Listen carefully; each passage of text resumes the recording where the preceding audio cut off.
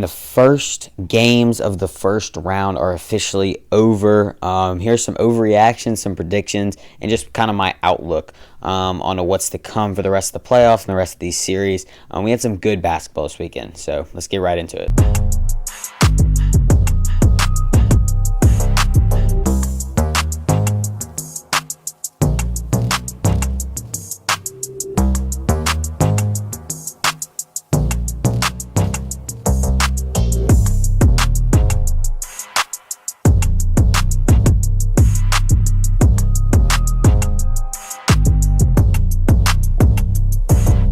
We are back, and it's been a while since we did a video. The last time we did a video was the De'Aaron Fox trade, which feels like forever ago. I said I was going to be uploading more and more. I need to get better at it. I had a lot of stuff going on, but I'm going to try going into this summer to upload as much as possible. I'm excited. We're getting into the NBA playoffs. This is when it really starts to heat up for me in my fandom and this channel. So what this video is pretty much going to be about going through all the game ones and looking forward to the series and kind of my takes. So let's just get right into it. The first game was on Saturday, and I'm currently recording this on Easter. It's late night on Easter. It's about 11:15 at night. It probably won't go up till the 21st, but Easter is today, and I wanted to get this video out kind of right after the Warriors-Rockets game finished, which it just finished up about 10 minutes ago. So I wanted to get all my thoughts out immediately so I didn't forget it all after going to sleep tonight. But so happy Easter, and let's just get into the first game. So it was on Saturday, which was yesterday for me, and it was Bucks versus Pacers. And I picked Pacers in this series because I picked them to win in 6 because I'm nervous about the Damian Lillard injury, especially because they're saying he can come back by game 3, but a blood clot is no joke. And I hope he does come back because this will make it a way more interesting series than it is right now because Giannis had to carry the weight in this game. The Pacers kind of controlled them from the opening jump, and Giannis kind of had to play hero ball most of the time, and they took him away as a facilitator, which is tough because what Giannis, when he is best, is when he's able to facilitate the ball and get other guys involved, and no one else is getting involved in this game. Lopez had a couple big shots, but besides that, the Pacers just stifled them. Siakam led the way for him points-wise, but other guys played really well. I thought Tyrese finally started to find it in the second half, and a bunch of other guys played very, very well. Miles Turner impressed me the most on that team. Besides this, it was probably the most boring game out of the 8 games that we got this weekend, and there's really not much else to say. I do think that the Pacers are going to win this series. I think they will win Game 2. I think Game 3 will be interesting back in Milwaukee. If they're saying Dame's going to come back, I think the Bucks could take that one. But I still have Pacers in 6. I'm going to keep my prediction there. But good for the Pacers, and we'll see if they can close out this series. But it's only Game 1. There's a lot to look forward to. Next up, we went to the Western Conference 4-5 game, and that was Clippers-Nuggets. That was the 3 o'clock slot yesterday. And what was so impressive or awesome about this game is it was great. It might have been the best game of the weekend. The Nuggets win 112-110 in overtime on the Clippers. The Nuggets kind of had to just break them down in this game. They played very well. Russell Westbrook was the guy who, in overtime, played out of his mind. He hit big shots down the stretch, and then obviously the defense on the last couple of possessions was incredible. The Clippers, it felt like in this game they were controlling it, but Denver kind of just stuck around, which is kind of what I feel like Denver's going to do in this series. I picked Nuggets in 7 in this one, which I still think could happen. I do think the Nuggets might be able to close it out a little quicker, but the Clippers look great. I think when they go back to Intuit Dome, it's going to be very tough for Denver to win there because I think the fans are going to show out. But James Harden played a good game. And I don't think it's crazy to say that James Harden might be the second best player in this series. I know Kawhi is there, obviously. I know Jamal Murray is a playoff riser, but I think Harden, he's gonna have to score. He's gonna have to score truly for the Clippers because they don't have any other scoring outlook besides Kawhi. And if his shot's not hitting, it's really tough. Norman Powell didn't play a great game, so I think James Harden in this series has to know that he is the main guy for the Clippers, and he has to be the primary scorer. Jokic had a near triple double. He had 29, 9, and 12. which is incredible. Once again, that is my MVP pick. It will go to Shea because, he was on the best team in the league, and he averaged 30 plus. So, like, it is very much deserved. It will most likely go to Shea, but that's my MVP right there. Clutch reads in overtime was really great for the Nuggets. And I think looking forward into this series, I do still think the Nuggets will win it pretty handily. I know a lot of people like to pick the Clippers because they're hot, which they are. But I thought the spacing was really good for the Clippers, and if they can keep that up, I think they can do really, really well. But Zubac has to step up like he's been doing all year on Jokic. And 29, 9, and 12 is just what Jokic does, but you got to be able to take him out the game in some kind of facet, or this series would be over pretty quick. So, all right, going into the third game, it was Pistons-Knicks, and this might have been my favorite game of the weekend. And everyone knows about, obviously, we'll get into the run later by the Knicks, but the Pistons really held their own in the second half in the first half, and then halfway into the third quarter, I would say. The Pistons held their own in this game, and that's what makes this series so interesting to me. I picked Knicks in 6, which I'm kind of looking back on it now, and this Pistons team, man, not a lot of people watched them this year. I didn't watch a ton of Pistons basketball. I watched a little bit, but, like, they really spaced the floor well. Cade it might be crazy to say this, but Cade might be the best player in the series. And if he finds his shot, the way that Pistons team played in the first half with him not really doing too much, with the Knicks kind of taking him out, was very impressive. I think Malik Beasley and Tim Hardaway Jr. are going to be crucial pieces. Obviously, Malik Beasley is up for 6th man of the year. But, yeah, I mean, let's talk about the Knicks now. They win this game 123-112. And that score is a lot bigger than I think this game was. But it was the 21-0 run by the Knicks and just the stifling defense. The offense was great, too, in this stretch. But the defense and the energy that the Knicks brought and that the Garden brought to beat the Pistons, that is what took them over the edge. Cam Payne was great in this game. He had clutch shots down the stretch. And then JB finally woke up in the second half and was able to get it going. Cat had a good game. McHale had a good game. All the guys kind of stepped up. I need to see a little bit more out of Josh Hart and OG if they want to make a big run. So I'm going to stick with my pick in Knicks in 6, but I think that the Pistons will make it very, very interesting, especially if they can take Game 2 in the Garden. If they can take Game 2, this makes this series, honestly, the most, I don't know what's going to happen out of all of them. So good luck to the Pistons. I'm definitely cheering for them, but I do think the Knicks they're just going to play better basketball. They have better players, and I think that's what's going to win them the series still. So good luck to both those teams. I'm excited to watch Game 2, which is Tuesday, I think. So that'll be a good one. All right, let's go into Game 4 on Saturday. It was Timberwolves-Lakers. The Timberwolves destroyed the Lakers in this game. It was kind of an ugly showing all around from the Lakers besides Luka Doncic. LeBron James could not get going in the first half. He was honestly atrocious. It was horrible offensively. He was lackluster defensively. He looked slow out there, which is not what we have seen from LeBron as a 40-year-old. We have not seen that.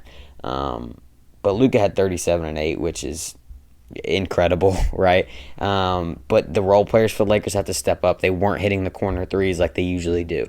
And when the Lakers hit threes, they're very, very scary. They couldn't find their shot.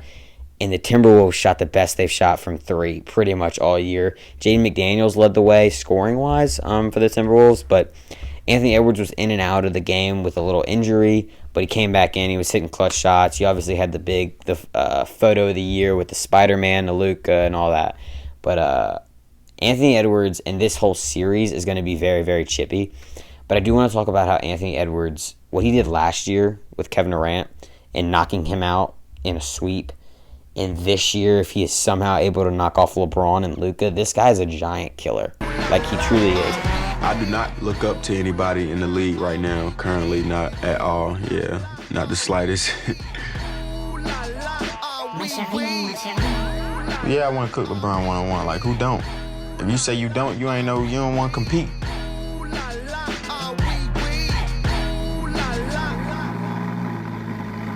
He truly is. And with him losing to Luka in the Western Conference Finals last year, being able to get that revenge, I know that's in the back of his mind. And I'm excited for this game to go back to Minnesota, especially if they have a 2-0 lead. because that is going to be fun basketball, especially when they get the crowd behind them. The Timberwolves are really, really fun to watch. So I am cheering for the Timberwolves. I picked Lakers in 5, like a lot of other people. I'm definitely rethinking that, but a lot of people are saying for it to be Lakers in 5, they got to lose 1. So maybe they can win 4 in a row, maybe not. But I'm honestly cheering for the Timberwolves against my pick. But I do think that Luka and LeBron are going to play more cohesively, and I think AR-15 is going to hit better shots. So I think Game 2 they're going to take it, but I would love to see up 2-0 Timberwolves go back to Minnesota. So let's get into today's game. Easter Sunday, April 20th, the first game of the day was a bloodbath. Grizzlies versus Thunder, 80-131. 51 points does not even tell the story of how bad this game was. From the opening jump, Shea sucked. I'm not going to lie. Like, Shea was really, really bad in this game, but it really shows you how much OKC has bench-wise. I was really impressed with Jalen Williams. Obviously, he led the way. I believe he was 26 and 3, which is not even incredible. But guess who the leading scorer for Memphis was? It was Marvin Bagley with 17. So like when Jaren or Ja can't step up and guys aren't hitting shots, Conchar didn't play well in this game. Kennard didn't play well. Like if their role players aren't playing well and not hitting big shots down the stretch, it's going to be really, really tough for the Grizzlies to win. Desmond Bane, I don't even remember him playing in this game. I was kind of in and out of it because it was so bad. But I was really impressed with the role players for OKC, and it shows you how much they have, like Isaiah Joe and Aaron Wiggins. Aaron Wiggins could go be a starter on probably 28 other basketball teams, but he is a bench player for OKC. He's not up for Sixth Man of the Year, because he's not really even the sixth man. He's more of a seventh man. But he is incredible when he has the ball in his hands. So he could get a ginormous deal, by the way, like in the next coming years. Like Aaron Wiggins is a dog, like a dog. I'm very high on him. But like OKC, I picked him to sweep. I didn't know who was even going to be against yet when I picked it, and I don't think it really matters. They ran through the Western Conference. They're going to run through whoever the 8 seed was. Sadly, it was the Grizzlies, but it's still going to be a sweep for OKC. I'm standing by that pick easily. Probably the easiest pick I can stand by. So Thunder are going to roll in this one, and Grizzlies, I feel bad for you. Go fix something in the offseason. Okay, so let's get into the second game of Easter Sunday, and this one was good in the first half. It was Magic Celtics. The Celtics ended up taking it 103-86. But I think what was really impressive from the Magic is that they did only hold Boston to 103 points, which is actually very, very impressive. But the weird thing about this series is they play entirely different games. Magic play a style of ball where they want to slow down. They don't shoot many threes. I think they're second to last in 3-point percentage and 3-point attempts, which is horrible. But that's the style of game they play, and it got them to a 7 seed, which is actually pretty good. But the Celtics play a totally different style of game. They want to speed you up. They shoot the 3-ball the best out of anyone in the league, and that's why I did pick Boston in this series. I picked them in 5. I do think Orlando will take a game in Orlando, but I think the Celtics are too good. I picked them to win it all, so I think the 3-point shooting matters a lot in today's NBA, and I've said that a lot on my channel specifically, that the team that shoots more threes than twos, like that is insane to think about, but they make them at such a high percentage that it's awesome. Derek White couldn't really find his shot at the beginning of the game. He eventually started hunting his shot. He ended it with 30, which was the highest score on Boston today. So Boston played just a really good all-around game in the second half. I mean, they limited Orlando to 18 points in the third and 19 points in the fourth. That's really, really impressive. Orlando was only able to score 86 points in the whole game, which is kind of what they want you to do. They want you to play the low-scoring game, but that's not what Boston's going to do. So Paolo and Franz need some help from guys like KCP, and Wendell Carter has to be big offensively. So if the Magic guys can hit their shots around Paolo, who had 36 and 11 today, and Franz was hitting good shots, I do think the Magic can take 1 or 2. But like the Celtics are just too good, so I'm sticking by that pick. I think they'll win in 5. They could even sweep this series. But yeah, Celtics, big game for them. So let's transition into game 3, Heat versus Cavs. This game was closer than the final score looks. 121-100. The Cavs take it. The number 1 seed in the East takes down the Heat in the first game by 21. I picked Cavs in 7 in this series, which I don't know if I want to stick by that pick, but I think I just will because I did see some promising things from Miami tonight. And I waited to make that pick until I saw who they were playing. If they would have been playing the Hawks, I probably would have picked Cavs in 5. I think the Heat are a really good matchup for the Cavs. I think it's going to be a really tough one. Donovan Mitchell had 30 in this game. He also had supplied 4 steals, which was really, really good. But the energy that Cleveland brought to the crowd was what impressed me the most. They played off of their home floor, which is exactly what you need to do when you're at home. And that fourth quarter was really what won it for the Cavs. They outscored the Heat 34-21, which is exactly how you win ball games in the fourth. And Donovan Mitchell supplied a lot of that. But I think if Tyler Hero can just, if he's somehow able to find a shot, because Davion Mitchell has been incredible in the 2 play-in games and then the first game of this series. So they have really good bench production. I'm excited about the bench production from Miami. But if Bam and Tyler can get the pick and roll going, if they both hit their shots, I do think they make the series interesting. But I think I'll change my pick to Cavs in 6. I still think the Heat are going to take 2. But, my original pick was 7, so we'll see what happens. But let's go to the last game. Warriors versus Rockets. Low-scoring game, actually. It was only 21-18 after the first quarter, which is pretty low-scoring. The Warriors ended up winning this one by 10, 95-85. I picked the Warriors in 6 in this series. I'm standing by that pick easily. Steph Curry was incredible, and as he always is, right? Alfred Sengun was good for the Rockets, but what the Rockets did so well is they played their game and they didn't switch up. I mean, they scored 85 points, which is the lowest scoring this season. And, the Rockets played such a, slow, defensive-minded game, and they got the Warriors out of whack at a certain point when the Rockets went on this big run in the third quarter. But it just wasn't enough. And the fact that the Warriors scored 95 points and won this game is very impressive because that's not how the Warriors play, right? They outscore you, they run the floor, they shoot the 3, and that's what they do so well, which they weren't able to get going towards the early starts of this game. That second quarter and the beginning of the third were really, really good, and then Steph Curry closed them out in the fourth. So this was a very, very fun game to watch. I think this is going to be the most interesting series out of all of them. And I'm very, very excited to watch the rest of it. I'm sticking by my pick, Warriors in 6. I think whoever comes out of this series, though, will lose to either the Timberwolves or Lakers because I think this is going to be the biggest beat-you-down, chippy series out of all of them in the first round. And I just think everyone's bodies are going to be broken, whoever team comes out of here, Rockets or Warriors. But I do think the Warriors will still win this one in 6, and I'm going to stick by that pick. And I'm excited to see Steph Curry back in a full playoff series again. I'm really, really excited, and I really hope they make a run because I miss Steph Curry late into the playoffs. So, but besides that, that's really all I had to say about this game. There's probably a bunch of things I'm not thinking of. I'm probably very, very tired, but I did want to get my thoughts out real quick. So shout out to all the NBA teams on their game ones, and we're going to see what happens towards the end of these series. I'll probably put another video out eventually. I don't know when, but we'll see what happens. Probably towards the end of round 1. We'll probably just recap, see what happened. Maybe we'll give out some awards for round 1. That's a good idea. So I'll see y'all next time. Peace.